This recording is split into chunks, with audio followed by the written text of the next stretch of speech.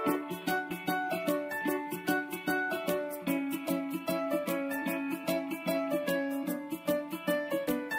Hello and welcome. तो आज हम लोग इस वीडियो में देखने वाले हैं क्लास 10 साइंस का मेटल एंड मेटलर्जी का नेक्स्ट पार्ट।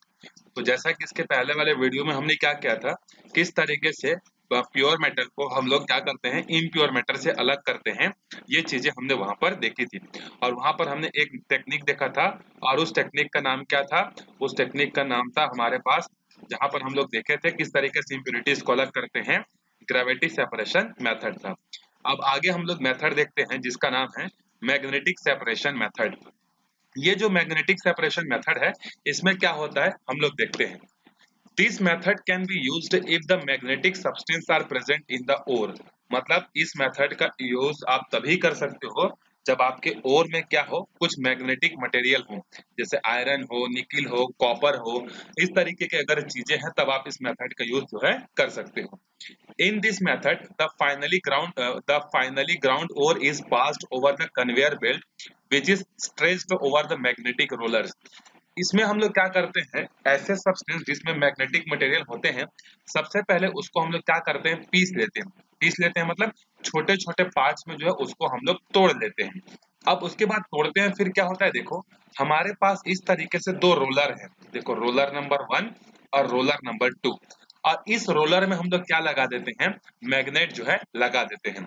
और इसके ऊपर में हम लोग लगा देते हैं एक कन्वेयर बेल्ट। कन्वेयर बेल्ट का सिंपल सा मतलब होता है, जैसे आप आटा चक्की में जाते होंगे तो वहां पर बेल्ट लगा होता है ना, उसी को हम लोग क्या बोलते हैं, कन्वेयर बेल्ट। और यहाँ पर हमारे पास क्या होता है, कप जैसे स्ट्रक्चर जो है होता है। तो हम लोग और से जो सामान लेकर आए हैं, उसको छोटा छोटा बारीक पीसने के बाद हम लोग क्या करते हैं, उसको इस कप में जो है डालते हैं। फिर इस कप से क्या होता है, वो जो ग्राउंड से जो हमने ओर लाया वो छोटे छोटे पीसेस में जो है क्या होता है, टूटा हुआ रहता है। अब ये जो कन्वेयर बेल्ट है ये क्या होता है, घूमता है। तो अब देखो ये जो रोलर है किसका बना हुआ है, मैग्नेट का। तो मैग्नेट से बना हुआ जो चीज होगा वो क्या करेगा, मैग्नेटिक मटेरियल को अपने साइड खींचेगा, और जो नॉन मैग्नेटिक होगा वो दूर चले जाएगा। तो जब ये कन्वेयर बेल्ट इस तरीके से घूमता है तो क्या होता है, जो नॉन मैग्नेटिक मटेरियल जो होता है वो थोड़ा सा दूर जाकर गिरता है, और मैग्नेटिक मटेरियल जो होता है वो अट्रैक्शन के कारण थोड़ा सा इस तरीके से इधर आकर गिरता है। ये दूर चला गया और ये थोड़ा सा नजदीक गिरता है। और हम लोग यहाँ पर क्या करेंगे, दो बाल्टी लगा देंगे, दो हमारे पास कंटेनर लगा देंगे। एक कंटेनर में इम्प्योरिटीज वाले मैटर निकल जाएगी, और दूसरे में जो है प्योर मेटल जो है हमारे पास आ जाएगी। तो ये क्या है, सबसे इजी है, कन्वीनियंट है, और एकदम प्योर मेटल जो है हमको यहाँ पर मिलता है। तो इसको हम लोग क्या बोलते हैं, ये जो मेथड है हमारा मैग्नेटिक सेपरेशन मेथड। लेकिन मैग्नेटिक सेपरेशन मेथड आप कब यूज कर सकते हो, तो आंसर है जब आपके पास जो सब्सटेंस है उसमें मैग्नेटिक मटेरियल होना चाहिए। आप ऐसे सब्सटेंस का यूज नहीं कर सकते जिसमें मैग्नेटिक मटेरियल ना हो। तो नॉन मैग्नेटिक के लिए सही नहीं है, सिर्फ और सिर्फ मैग्नेटिक टाइप के लिए ये क्या है, सही है और बहुत इजी है। फिर अगला मेथड हम लोग देखते हैं जिसका नाम है फ्रोथ फ्लोटेशन प्रोसेस। फ्लोटेशन का मतलब क्या होता है, तैरना होता है। तो देखो किस तरीके से जो है होता है। This method is used for the concentration of the sulphide ores. इसका यूज कब करते हैं, जब हमारे पास जो मटेरियल हो कैसा हो, सल्फाइड हो। तो याद रखना कौन सा प्रोसेस किस पर्पस के लिए यूज किया जाता है, ये क्वेश्चन में दे सकता है। तो याद रखना ग्रेविटी में कौन सा होता है, और हमारे पास जो होता है ग्रेविटी में हम लोग कब यूज करते हैं, जब इम्प्योरिटीज और प्योर मेटल के बीच में क्या हो, डेंसिटीज का डिफरेंस हो, तो वहां पर हम लोग यूज करते हैं ग्रेविटी मेथड का। और उसके बाद मैग्नेटिक सेपरेशन मेथड का कब यूज करते हैं, जब इम्प्योरिटीज के साथ क्या लगा हुआ हो, इम्प्योरिटीज और प्योर मेटल जो हो कैसे होने चाहिए, उसमें से एक मैग्नेटिक मटेरियल का होना चाहिए और दूसरा नॉन मैग्नेटिक होना चाहिए। और उसके बाद फ्रोथ फ्लोटेशन प्रोसेस का यूज हम लोग कब करते हैं, तो सल्फाइड वगैरह को अलग करने के लिए जो है करते हैं। In this method finely ground sulphides और are mixed with the water and the pine oil. यहाँ पर हम लोग क्या करते हैं, जो हमारे पास सल्फाइड का जो सब्सटेंस है उसको पानी और पाइन ऑयल के साथ क्या कर देते हैं, मिक्स कर देते हैं। फिर मिक्स करने के बाद उसमें हम लोग क्या करते हैं, बहुत तेजी से जो है कंप्रेस्ड एयर को जो है पास कराते हैं। मतलब यहाँ पर देखो डायग्राम में मैं आपको समझाता हूँ। ये हमारे पास क्या है, एक कंटेनर है, और इस कंटेनर में हम लोग क्या डालेंगे, पानी और पाइन ऑयल को डालेंगे, और जो हमारे पास सल्फाइड का जो ओर रहेगा उसको भी जो है हम लोग डालेंगे। फिर इसके बाद क्या होगा, यहाँ से हम लोग बहुत तेजी से जो है एयर डालेंगे। तो जब आप पानी के अंदर में पाइप के थ्रू एयर डालोगे तो ऑब्वियस सी बात है यहाँ से बबल्स जो है क्या ऊपर जाएंगे, बबल्स बनकर इस तरीके से ऊपर उठने लगेंगे। तो ये जो बबल्स होते हैं, ये बबल्स के साथ क्या होता है, जो सल्फाइड का जो मेटल्स होता है ना, या सल्फाइड जो सब्सटेंस होता है, इन बबल्स के साथ क्या हो जाता है, चिपक जाता है। और चिपकने के बाद ये कहाँ जाता है, ऊपर आ जाता है। फिर इसको हम लोग क्या कर सकते हैं, यहाँ से जब सारे सल्फाइड ऊपर आ जाएंगे तो इसको हम लोग इजिली जो है कलेक्ट जो है कर सकते हैं, और जो इम्प्योरिटीज रहती हैं वो क्या हो जाती है, नीचे बैठ जाती हैं। तो इस प्रोसेस में हुआ क्या, एक कंटेनर हमने लिया, उस कंटेनर में हमने पानी डाला और पाइन ऑयल डाला, फिर इसके बाद हमने क्या किया, बहुत तेजी से जो है एयर पास कराया और इसको हमने घुमाया इस तरीके से। जैसे आप लोग क्या करोगे घरों में जो है देखे होगे कि मतलब सब्जी वगैरह को चलाने के लिए जिस तरीके से घुमाते हैं ना, तो उसी तरीके से यहाँ पर भी इसको क्या किया जा रहा है, घुमाया जाता है। तो इससे क्या होता है, एयर भी पास हो रहा है और घूम भी रहा है, तो इसके कारण से बबल बनता है, और बबल जो होता है उस बबल के साथ सल्फाइड चिपक जाता है और ऊपर चल जाता है। इसी को क्या बोलते हैं, फ्रोथ बोलते हैं। और जो इम्प्योरिटीज होती है वो नीचे सेटल डाउन हो जाती है। तो यहाँ पर हमारा ये प्रोसेस भी जो है इजी है, फ्लोथ प्रोसेस, और किसके लिए होता है, सल्फाइड इम्प्योरिटीज के लिए जो है होता है। उसके बाद देखो, Chhattisgarh has high quality of iron ores and find out the method used in the concentration of these ores। तो ये आपके लिए होमवर्क है, आप नेट से सर्च करके कमेंट करके बिल्कुल बताना है। आप लोग कमेंट बहुत कम करते हो, तो आप जब भी आप देखते हो वीडियो, तो अगर आपको कोई डाउट लगे या कुछ अच्छा लगे तो आप उसको कमेंट करके जरूर बताइएगा। इससे क्या होता है, अच्छी लगती है, मैं आपके लिए और भी वीडियोस जो है लाते रहूंगा। तो छत्तीसगढ़ जो होता है उसमें बहुत सारी क्वालिटीज के क्या होते हैं, हाई क्वालिटी के आयरन जो है हमको मिलते हैं। तो छत्तीसगढ़ में जैसे बीएसपी है, जिंदल स्टील प्लांट है, तो ये जो स्टील प्लांट्स वगैरह हैं, ये बीएसपी भिलाई स्टील प्लांट है, ये आयरन का एक्सट्रैक्शन किस तरीके से करते हैं और उसको प्यूरिफिकेशन जो है किस मेथड से करते हैं, आप लोग कमेंट करके जो है बताना। आप नेट से सर्च भी कर सकते हो और देखकर जो है बता सकते हो। अब अगला टॉपिक देखते हैं हम लोग, एक्सट्रैक्शन ऑफ मेटल्स। जो मेटल्स जो होते हैं उनको एक्सट्रैक्ट कैसे करते हैं, देखो, the method used for the extraction of any metal depends on its reactivity and nature of its ore। किसी भी मेटल्स को इम्प्योर फॉर्म से प्योर फॉर्म में लाने के लिए किस मेथड का यूज करना है, वो इस बात पर डिपेंड करता है कि वो जो मेटल है उसकी रिएक्टिविटी कैसी है। जैसे सोडियम की बात करो, वो इतना ज्यादा रिएक्टिव है कि उसको इजीली सेपरेट नहीं किया जा सकता उसके इम्प्योरिटीज से। वहीं पर गोल्ड है, उसके बाद आयरन है, गोल्ड हो गया, सिल्वर हो गया, प्लेटिनम हो गया, इनकी रिएक्टिविटी बहुत कम होती है, ये हमको बड़ी आसानी फ्री स्टेट से मिल जाती हैं। तो उनकी रिएक्टिविटी पर डिपेंड करता है कि रिएक्टिविटी जितना ज्यादा होगा इम्प्योरिटीज भी उतना ही होगा, जितना रिएक्टिविटी कम होगा इम्प्योरिटीज भी क्या होगी, उतनी ही जो है कम जो है होती है। तो देखो फर्स्ट यहाँ पर, we know that it is difficult to separate the more reactive metals like sodium, potassium and calcium as element from their compounds। जो सोडियम होता है, पोटेशियम होता है, कैल्शियम होता है, इसके कंपाउंड से सोडियम, पोटेशियम और कैल्शियम को सेपरेट आउट कर पाना क्या होता है, काफी ज्यादा डिफिकल्ट होता है। When electric current is passed through this compound, the cation dissolves from the anion and it is reduced to the corresponding metal at the cathode। यहाँ पर क्या होता है, देखो, इस तरीके के मेटल को हम लोग प्योरीफाई करने के लिए हम लोग यहाँ पर इलेक्ट्रिसिटी जो है क्या करते हैं, पास करते हैं। और इलेक्ट्रिसिटी पास करने से क्या होता है, जो केटाइन होता है वो डिसॉल्व होना चालू हो जाता है और एनायन की तरफ जो है क्या होता है, ये जो है जाना चालू होता है। तो एक जो मटेरियल होता है वो क्या होता है, कम होने लगता है, दूसरा मटेरियल जो होता है वो ज्यादा होने लगता है। अभी हम लोग देखेंगे, दो रॉड होते हैं, एक को एनोड रॉड बोलते हैं, दूसरे को कैथोड रॉड बोलते हैं हम, और दोनों में एक एक लिक्विड हम लोग डालते हैं, फिर उसमें करंट पास कराते हैं, तो एक साइड से जो इम्प्योरिटीज होती है वो निकलती जाती है, दूसरे साइड में जो है जाकर चिपकते जाती है। This process is known as electrolysis. इस प्रोसेस को हम लोग क्या बोलते हैं, इलेक्ट्रोलाइसिस प्रोसेस जो है बोलते हैं। जैसे कि aluminium is also obtained by the electrolysis process. जो एल्यूमिनियम होता है उसको हम लोग इलेक्ट्रोलाइसिस प्रोसेस से ही क्या करते हैं, अलग जो है हम लोग करते हैं।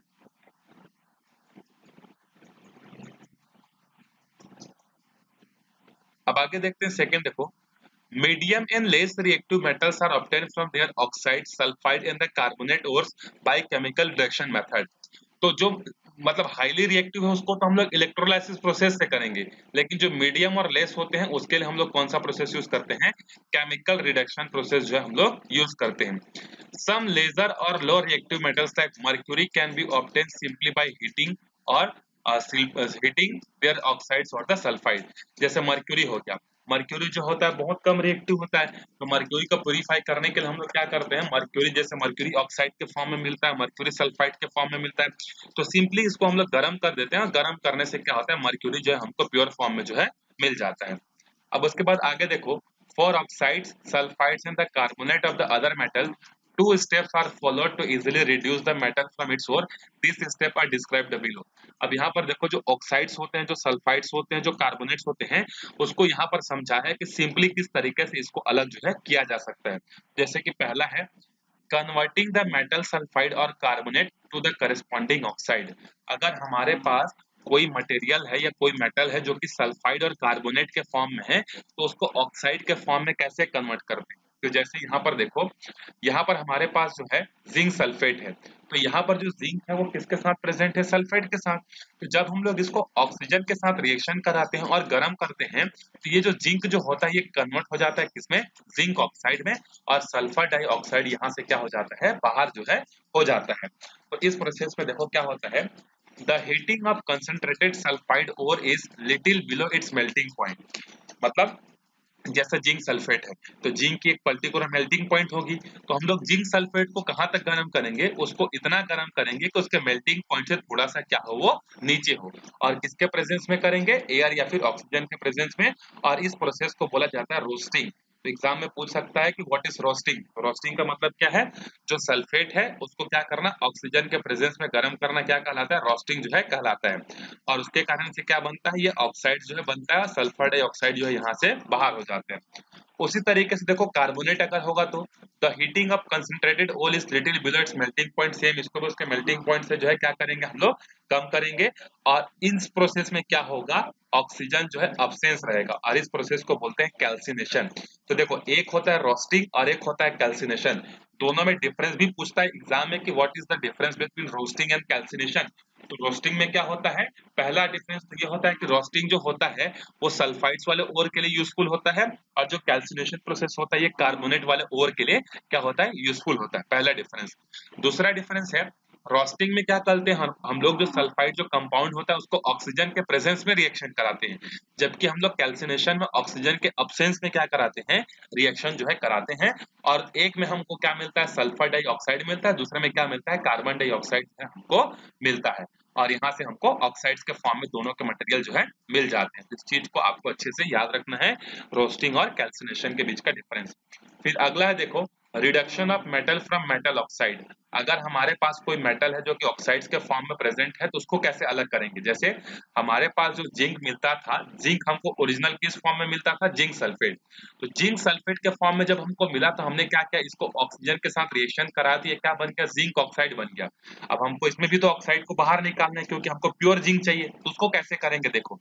तो हम लोग यहाँ पर क्या करेंगे, जो हमने रोस्टिंग प्रोसेस कराकर जो हमने जिंक ऑक्साइड जो मिला था, उसको फिर से कार्बन के साथ क्या करेंगे, रिएक्शन कराएंगे। और कार्बन के साथ रिएक्शन कराने से क्या हो जाएगा, जिंक अलग हो जाएगा और कार्बन मोनोऑक्साइड बाहर निकल जाएगा। इससे हमको जो जिंक है वो प्योर फॉर्म में मिल जाएगा। तो जिंक हमको प्योर फॉर्म में कैसे मिलता है, तो सबसे पहले जो जिंक जो होता है सल्फाइड के फॉर्म में होता है, तो सल्फाइड के फॉर्म से उसको ऑक्साइड के फॉर्म में कन्वर्ट करते हैं। फिर ऑक्साइड के फॉर्म से उसको हम लोग क्या कराते हैं, कार्बन के साथ रिएक्शन कराते हैं, और कार्बन के साथ रिएक्शन कराने से जिंक जो होता है, जिंक ऑक्साइड से क्या बन जाता है, सिंपली जो है जिंक में जो है ये कन्वर्ट जो है हो जाता है। तो इस मेथड को हम लोग क्या बोलते हैं, कार्बन रिडक्शन मेथड जो है बोलते हैं।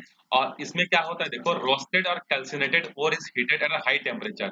चाहे आपका रोस्टिंग प्रोसेस से किया गया ऑक्साइड्स हो, चाहे कैल्सिनेशन से। देखो, रोस्टिंग और कैल्सिनेशन दोनों में ही हमको क्या मिलते हैं, ऑक्साइड्स ही मिलते हैं। जैसे जिंक सल्फेट को हम लोगों को अलग करना था, तो हमने यहाँ पर देखा कि इसको हमने ऑक्सीजन के साथ रिएक्शन करा तो जिंक ऑक्साइड मिला। यहाँ पर हमने कैल्सिनेशन में जिंक ये ऑक्साइड्स के फॉर्म में ऑलरेडी था, कार्बोनेट के फॉर्म में, तो इसको भी हमने जिंक ऑक्साइड में कन्वर्ट किया। तो जो हमारे पास दोनों के दोनों प्रोसेस में जो मिलकर आ रही जो चीज हमारे पास सामने, वो है जिंक ऑक्साइड। तो ये जो जिंक ऑक्साइड है, फिर इसको हम लोग वापस से क्या करेंगे, कार्बन के प्रेजेंस में जो है बहुत हाई टेम्परेचर पर जो हम लोग इसको गर्म करेंगे ब्लास्ट फर्नेस में। और उसके बाद से क्या होगा, जिंक जो है अलग जो है हो जाएगा। उसके बाद आगे देखो, केमिकल रिडक्शन मेथड। अब केमिकल रिडक्शन मेथड कैसे होता है देखो, metal lower in reactivity series can be displaced from the solution of their ionic salt by the metal higher up in the reactivity series. Chemical reduction method में क्या होता है, जो हमारे पास सब्सटेंस है, जैसे मान लो अभी हमारे पास सब्सटेंस है कॉपर सल्फेट। तो कॉपर सल्फेट में से हमको कॉपर को अलग करना है। तो हम लोग क्या करेंगे, रिएक्टिविटी सीरीज जाएंगे और रिएक्टिविटी सीरीज में हम लोग जाकर देखेंगे कि कॉपर सल्फेट में कॉपर से ज्यादा रिएक्टिव मटेरियल कौन प्रेजेंट है। तो आंसर है कॉपर से ज्यादा रिएक्टिव जो होता है वो होता है आयरन। तो हम लोग रिएक्टिविटी सीरीज में जो ऊपर रहेगा उसके साथ इसको रिएक्शन करा देंगे। तो रिएक्शन कराने से क्या होता है, आपको पता होगा कि जो रिएक्टिविटी सीरीज में जो ऊपर होता है वो अपने से नीचे रिएक्टिविटी सीरीज में जो प्रेजेंट होता है उसको क्या करता है, वहां से हटा देता है। तो यहाँ पर आयरन और कॉपर में आयरन जो होता है वो ऊपर होता है, कार्बन नीचे होता है, कॉपर नीचे होता है। तो ये आयरन क्या करेगा, कॉपर को यहाँ से हटा देगा और खुद सल्फेट के साथ आ जाएगा। तो यहाँ से कॉपर जो है क्या हो जाएगा, अलग हो जाएगा। तो इसको हम लोग क्या बोलते हैं, केमिकल रिडक्शन मेथड जो है बोलते हैं, जिसमें हाईली रिएक्टिव वाले को क्या करेंगे, लेस रिएक्टिव वाले के साथ रिएक्शन कराएंगे, जिससे लेस रिएक्टिव वाला जो होगा वो प्योर फॉर्म में हमको मिल जाएगा। अगला देखते हैं प्यूरिफिकेशन ऑफ मेटल। मेटल का प्यूरिफिकेशन कैसे होता है। The metal obtained by the reduction have several impurities and known as the impure metal. जब हम लोग क्या करते हैं, मतलब कैल्सिनेशन कराते हैं, उसके बाद जो है रोस्टिंग कराते हैं, तो उसके अलावा भी क्या होता है, उसमें कुछ इंप्योरिटीज जो होती है बच जाती है और उसको हम लोग क्या बोलते हैं, इम्प्योर मेटल जो है बोलते हैं। The process of obtaining pure metal from the impure metal is known as purification of metal. तो अगर आपको एग्जाम में पूछता है व्हाट इज प्यूरिफिकेशन, तो याद रखना the process of obtaining pure metal from the impure metal is known as purification of metal. It is carried out by the following two method. और प्यूरिफिकेशन जो होता है वो दो तरीके से होता है। एक को हम लोग बोलते हैं लिक्विफिकेशन और दूसरे को बोलते हैं जॉन रिफाइनिंग या फिर फ्रैक्शनल क्रिस्टलाइजेशन जो है बोलते हैं। तो लिक्विफिकेशन में क्या होता है, देखो, metal such as tin, lead, etc. that melt easily are placed over a sloping heart of the furnace. The metal melts in the flows of while the impurities are left behind. मतलब इसमें हम लोग liquefaction में ऐसे metals का use करते हैं जो कि बहुत जल्दी क्या होते हैं, मेल्ट हो जाते हैं। तो जैसे कि आपका मेटल में कौन हो गया, टीन हो गया, लेड हो गया, ये बहुत जल्दी क्या होते हैं, मेल्ट हो जाते हैं। तो हमारे पास एक ऐसा एक फर्नेस होगा जो कि कैसा रहेगा, स्लोपी रहेगा, स्लोपी मतलब इंक्लाइन रहेगा। और यहाँ पर हम लोग क्या करेंगे, जो हमारे पास टीन है, जो हमारे पास लेड है, उसका जो लिक्विड फॉर्म है उसको यहाँ पर डालेंगे। तो लिक्विड फॉर्म को जब डालेंगे तो लिक्विड जो होगा वो बहकर नीचे चले जाएगा और जो इम्प्योरिटीज होगी वो यहीं पर क्या होगी, चिपक जाएगी। तो हमारा इम्प्योरिटीज यहाँ से क्या हो जाता है, अलग जो है हो जाता है। तो इस प्रोसेस को हम लोग क्या बोलते हैं, लिक्विफिकेशन बोलते हैं। और लिक्विफिकेशन जो है ऐसे मेटल्स के लिए यूजफुल होता है जिसकी मेल्टिंग पॉइंट कम होती है, जैसे टीन और लेड की मेल्टिंग पॉइंट बहुत कम होती है, तो इसको हम लोग लिक्विड फॉर्म में कन्वर्ट कर लेते हैं और लिक्विड फॉर्म में कन्वर्ट करने के बाद हम लोग यहाँ से जो है डालना चालू करते हैं। जब यहाँ से डालना चालू करेंगे तो लिक्विड के फॉर्म में प्योर बह जाएगा और इम्प्योर जो है यहाँ पर जो है रुक जाएगा। अगला है जोन रिफाइनिंग। जोन रिफाइनिंग या फिर फ्रैक्शनल क्रिस्टलाइजेशन, इसमें क्या होता है, देखो, this method is used for the refining of the metal such as gold, silver, platinum. मतलब जो बहुत कम रिएक्शन करते हैं उनमें भी कुछ इंप्योरिटीज होती है, तो उसको हटाने के लिए जो है इस मेथड का यूज करते हैं। तो अगर आपसे पूछेगा कि गोल्ड, सिल्वर और प्लेटिनम जैसे मेटल्स की रिफाइनिंग करने के लिए हम लोग किस प्रोसेस का यूज करते हैं, तो आंसर याद रखना, जोन रिफाइनिंग या फिर फ्रैक्शनल क्रिस्टलाइजेशन मेथड का जो यूज करते हैं। अब देखो, process of impurities lower the melting point of the metal. Zone refining is based on the principle of impurities are more soluble in liquid state of the metal as compared to solid state. जो zone refining जो होता है ना, वो इस बात पर depend करता है कि जो इम्प्योरिटीज जो होती है वो क्या होती है, किसी मेटल के साथ सॉलिड फॉर्म में अच्छे से नहीं मिल पाती है। लेकिन जब उसको लिक्विड फॉर्म में लाते हैं तो लिक्विड फॉर्म में लाने से वो जो इम्प्योरिटीज जो होती है वो क्या होती है, अच्छे से घुल जाती है किसके साथ, मेटल के साथ। तो मतलब ऐसे इम्प्योरिटीज जो कि सॉलिड फॉर्म में ज्यादा सॉल्युबल नहीं होते लेकिन लिक्विड फॉर्म में लाने से वो ज्यादा सॉल्युबल होते हैं, तो उस टाइप के मेटल के प्रोसेस के लिए हम लोग इसका यूज जो है करते हैं। अब इस प्रोसेस में क्या होता है, देखो, इन this method a cylinder of impure metal is placed with in the circular heater. हमारे पास क्या होगा, एक इम्प्योर मेटल होगा, गोल्ड का हो सकता है, सिल्वर का हो सकता है, प्लेटिनम का हो सकता है, और ये इम्प्योर फॉर्म है। और इसके ऊपर में हम लोग क्या डाल देते हैं, सर्कुलर हीटर जो है इस तरीके से डालते हैं। अब यहाँ पर क्या होता है, a heater is slowly moved from one end to the cylinder of other end. और यहाँ पर हम लोग क्या करते हैं, इस जो ये जो सिलेंडर है इसको, मतलब सिलेंड्रिकल जो हीटर है उसको एक एंड से दूसरे एंड तक क्या करते हैं, इसको फ्लो कराते हैं। A narrow zone of metal melts from the heat and the melt containing the impurities moves along the heater to the other end of the rod while the pure metal solidifies and it's left behind. अब इसमें क्या होता है, जब हम लोग इस heater को यहाँ से यहाँ जब मेल्ट कराते हैं, घुमाते हैं, तो यहाँ पर मेटल का ये जो इम्प्योर मेटल है इसका एक पार्ट जो होता है वो क्या होने लगता है, गलना चालू हो जाता है, मेल्ट होना चालू हो जाते हैं। और जब मेल्ट होना चालू होता है तो उसकी जो इम्प्योरिटीज जो होती है वो हीटर के साथ क्या होती है, चिपक जाती है। और हीटर चूंकि मूव कर रहा है तो ये क्या करता है, यहाँ से जैसे ही इम्प्योरिटीज आए इसके साथ चिपक गया, और इसके साथ चिपकने के बाद क्या हुआ, चिपकने के बाद यहाँ से ऐसा मूव कर गया तो इम्प्योरिटीज यहाँ से क्या होती है, निकल जाती है, और प्योर मेटल यहीं पर बच जाता है। Thus, the impurities are concentrated towards the one end of the rod and the remaining art is purified. अब बार बार जब इसको यहाँ से यहाँ मूव कराओगे तो क्या होगा, जो जो एरिया गर्म होगा वहां की impurities क्या होगी, इस हीटर के साथ जो है चली जाएगी। तो इससे क्या होगा, एक साइड जो होगा वो पूरा का पूरा प्योर होता जाएगा, दूसरा साइड जो होगा वो क्या होता जाएगा, इम्प्योर जो है होता जाएगा।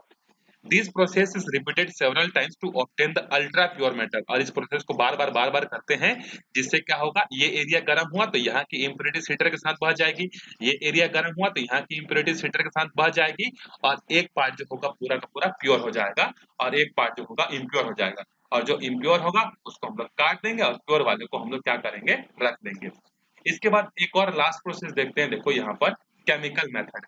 तो केमिकल मेथड में क्या होता है, देखो हमारे पास एक कंटेनर होगा और इसमें हम लोग क्या करेंगे, कुछ लिक्विड डालेंगे। अब कोई भी लिक्विड नहीं डाल सकते, यहाँ पर हम लोग इलेक्ट्रोलाइटिस डालते हैं। इलेक्ट्रोलाइट जैसे हाइड्रोक्लोरिक एसिड हो गया, H2SO4 हो गया, या NaCl हो गया, तो कोई और हम लोग क्या करते हैं, यहाँ पर इलेक्ट्रोलाइसिस जो है डालते हैं। तो इलेक्ट्रोलाइसिस होता क्या है, एक ऐसा लिक्विड जिसमें पॉजिटिव हो और नेगेटिव हो, जैसे NaCl। तो NaCl में Na प्लस होता है, Cl माइनस होता है, HCl में H प्लस होता है, Cl माइनस होता है, H2SO4 में H2 प्लस होता है, SO4 माइनस होता है। तो ऐसे लिक्विड को हम लोग यहाँ पर जो है डालते हैं, और फिर यहाँ पर हम लोग दो रॉड डालते हैं, एक हमारा कैथोड होता है और दूसरा क्या होता है, एनोड होता है। और जो इम्प्योर होता है उसको हम लोग बनाते हैं पॉजिटिव, जैसे ये एनोड। मतलब जो इम्प्योर होगा ना, इम्प्योर को हमेशा क्या बनाया जाएगा, एनोड, और प्योर को हमेशा क्या बनाया जाएगा, कैथोड। और इन दोनों रॉड्स में क्या किया जाएगा, इलेक्ट्रिसिटी पास की जाएगी। तो इलेक्ट्रिसिटी पास करने से क्या होता है, जो इम्प्योर होता है ना, जैसे ये मान लो कॉपर का एक इम्प्योर रॉड है, तो जो प्योर कॉपर होगा वो मेल्ट होता जाएगा, और मेल्ट होकर कहाँ चिपकना चालू कर देगा, प्योर मेटल की तरफ ये चिपकना चालू कर देगा, क्योंकि ये पॉजिटिव है। और अभी ये वाला जो एंड है बैटरी के कौन से एंड के साथ जुड़ा है, नेगेटिव के साथ। तो यहाँ का जो पॉजिटिव है ये इसके साथ अट्रैक्ट होना चालू हो जाता है, और ये जो एनोड का जो रॉड है ये पतला होना चालू हो जाता है, क्योंकि इसमें से प्योर चीजें निकलकर इधर चिपक जाती है, फिर बचता क्या है, इम्प्योर। और इम्प्योर यहाँ पर लास्ट में आकर क्या हो जाता है, जमा हो जाता है।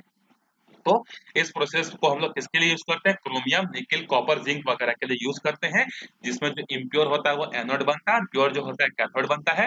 और इम्प्योर में से जो प्योर चीजें होती हैं वो कैथोड की तरफ जाने लगती हैं, और एनोड जो होता है पतला होना चालू हो जाता है, और पतला होने के बाद वो पूरी तरीके से जम जाता है, और हमको प्योर मेटल जो है मिल जाता है। तो इस वीडियो में हम लोग यहीं तक देखते हैं। अगले वीडियो में हम लोग देखेंगे इसके बाद के नेक्स्ट प्रोसेस के बारे में, जो कि ये हमारे पास जो फ्लो चार्ट है इसको हम लोग पढ़ेंगे।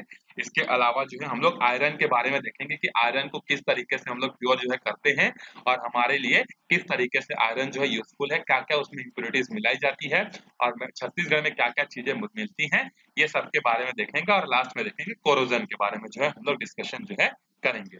तो मिलते हैं अगले वीडियो में, तब तक अच्छे से पढ़ते रहो, वीडियो को ज्यादा से ज्यादा शेयर करो, सब्सक्राइब करो चैनल को। मैं आप लोगों के लिए ऐसी वीडियोस जो है लाते रहूंगा। तो मिलते हैं अगले वीडियो में, तब तक के लिए बाय बाय।